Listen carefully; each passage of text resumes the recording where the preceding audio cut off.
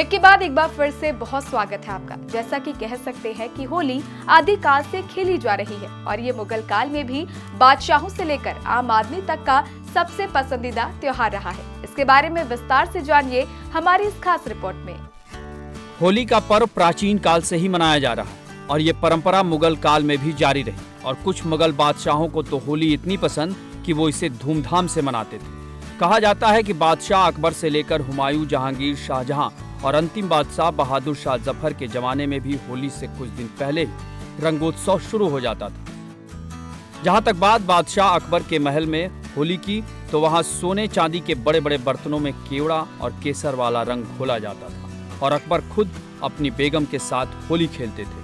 फिर शाम को महल में ठंडाई, मिठाई और पान इलायची से मेहमानों का स्वागत होता था।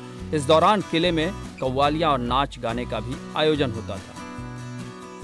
इसी तरह जहांगीर के शासनकाल में महफिले होली होती थी। कहा जाता है कि इस मौके पर आम लोग भी बादशाह पर रंग डालने के अधिकारी थे।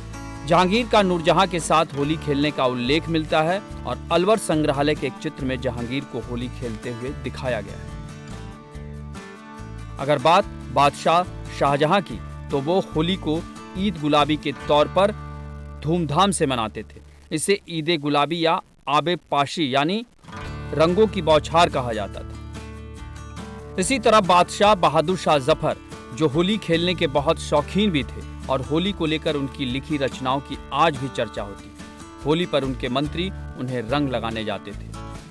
कहते हैं कि मुगल शासन के समय होली के अवसर पर लाल किले के पीछे वाले हिस्से में यमुना नदी के किनारे आम के बगीचे में होली का मेला लगता था। मुगल शैली के एक चित्र में औरंगजेब के सेनापति शाइस्ता खां को होली खेलते हुए दिखाया गया और उसके दाहिनी तरफ इस चित्र की बैकग्राउंड में आम के पेड़ लगे, जबकि महिलाओं के हाथ में पिचकारी और रंग से भरे घड़े। मशहूर मुस्लिम यात्री अल-बरूनी ने भी अपने ऐतिहासिक यात्रा संस्मरण में होलिकोत्सव का उल्लेख किया है। वहीं भारत के अनेक मुस्लिम कवियों ने अपनी रचनाओं में भी होलिकोत्सव का जिक्र किया। यानी कह सकते हैं कि होली सालों से सिर्फ हिंदुओं ही नहीं, मुसलमानों का भी पसंदीदा पर्व बन गया था। मतलब कहा जा सकता है कि होली का रंग ही ऐसा जिसमें हर कोई भीगने और सामने वाले को भिगोने को जैसे बेचैन हो जाता है। रंगों की ये होली हमें याद दिलाती है कि जिंदगी में हंसी, दोस्ती और प्यार के रंग हमेशा जरूरी है।